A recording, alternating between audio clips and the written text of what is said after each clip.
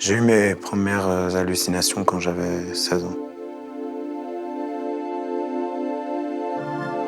J'étais très jeune. Dans ces cas-là, moi, je deviens un python, une souris, un chien, un objet inanimé.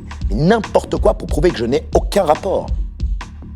Que je ne suis pas coupable. Vous appelez ça folie, vous? Pas moi. J'appelle ça légitime défense.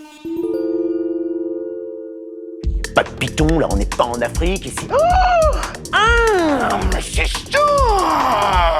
Les Africains dehors, hein. Dès que vous avez vu mon python, vous l'avez marché sur la gueule par racisme. Et là, j'ai découvert les plaisirs des réunions. Avec le directeur, le plombier, le comptable. Bien sûr, ils sont ni directeurs, ni plombiers, ni comptables, ils sont tout autre chose. Mais personne ne s'en doute.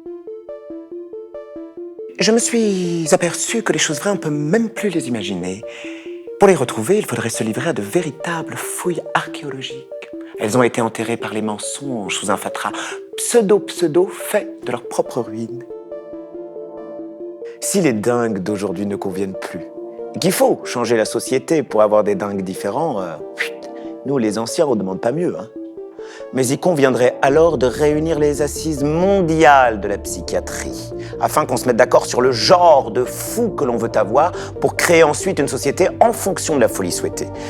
Établir le nombre de dingues nécessaires à son fonctionnement, de l'usage productif auquel on les destinerait, des emplois qui leur seraient réservés dans des institutions spécialement créées dans ce but, avec évidemment une activité idéologique, culturelle, militaire, économique, qui favoriserait la folie souhaitée, et puis multiplierait l'espèce de dingue recherchée.